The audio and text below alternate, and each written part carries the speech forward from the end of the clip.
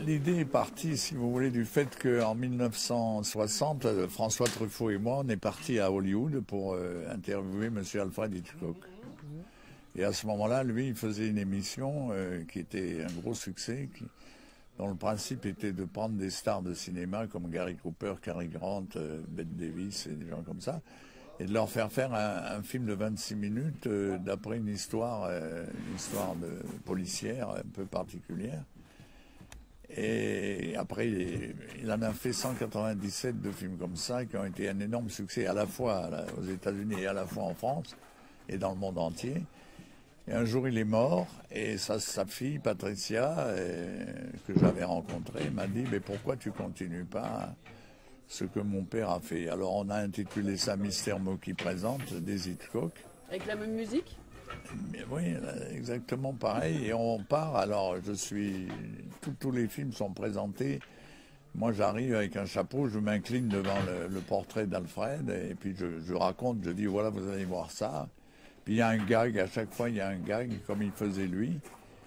Et voilà, et alors on en a fait 66 avec des très grandes vedettes. On est allé de Piccoli en passant par Bohringer, Micheline Prel, Jean-Paul Rouve, Diefenthal, et beaucoup d'autres. Et on en est à 66. Et on est arrivé à 66 histoires. Et ce qui est curieux, c'est qu'on en a tourné à peu près 40 ici, dans cette région. Et pourquoi dans cette région? Parce qu'ils nous ont aidés, ils nous ont donné des subventions. Alors il y a eu le Maine-et-Loire, après la Vienne, et voilà. Mais on n'a pas eu l'Aquitaine, voilà. C'est le seul qu'on n'a pas eu. C'est vrai qu'au niveau des sites, ici, il y a beaucoup de sites ici. On a travaillé à l'abbaye de Fontbrough, on a travaillé à Saumur, on a travaillé à Chinon, on a travaillé dans beaucoup d'endroits. À Tours aussi, d'ailleurs. On a tourné à Tours aussi. Et alors les acteurs, quand vous leur proposez de venir faire ça, quelle réaction ils viennent tous. Aujourd'hui, on a réuni quand même plus de 65 vedettes. Là, on va avoir encore beaucoup d'autres vedettes qui vont arriver là, dans le mois suivant, parce qu'on en a encore 4 à faire ici. On en fait 8 ici, dans la région. Donc, on en a là, c'est le premier qu'on fait. On en fait 4 là dans les jours qui viennent, et puis on va recommencer 4 au mois de mai. On en aura fait 8. Mais en réalité, on en a encore 32 à faire. Alors, on ne sait pas dans quelle région on va les faire. Est-ce qu'on va continuer ici ou est-ce qu'on va aller dans une autre région? Mystère. Et alors, pourquoi 100? Alors, le chiffre paraît curieux, mais en fait, l'étranger, quand nos films partent à l'étranger, c'est-à-dire, par exemple, Plus belle la vie, des trucs comme ça, ou Le Baron Noir, ou Engrenage, en fait, toutes les grandes séries françaises, si vous n'avez pas 100 exemplaires, c'est-à-dire 100 petits films, pour que ça fasse 2 ans de projection, ils ne font pas de pub.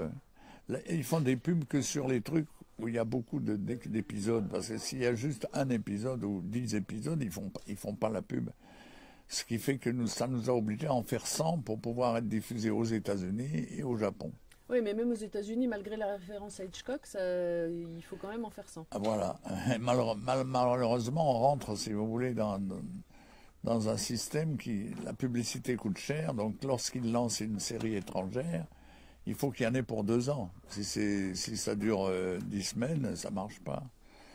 Alors voilà un petit peu pourquoi. Mais c'est pas très difficile de faire 100 films parce que c'est des films qui durent 3 jours. Donc 100 films, ça fait 300 jours en fait. C'est pas terrible comme...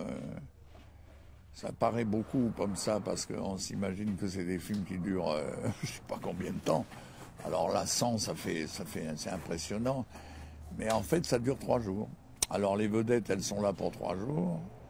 Et elles sont donc accessibles financièrement parce qu'elles ne passent qu'un week-end en fait. Et même on tourne les week-ends. C'est-à-dire il y a des acteurs qui sont libres que le week-end, donc on filme pas. On tourne le samedi, dimanche, lundi, ou le vendredi, samedi, dimanche. Oui, pour ceux qui sont au théâtre. Et voilà, il y en a qui sont au théâtre. Non, ceux qui sont au théâtre, c'est plutôt le lundi et le mardi, leur jour de relâche.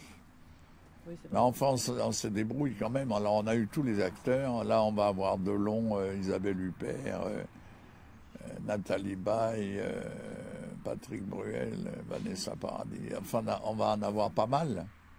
Et finalement, lorsqu'on en aura fait 100, on pourra dire que pratiquement toute la profession sera passée chez nous. On aura tous les gens du cinéma et de la télévision, parce que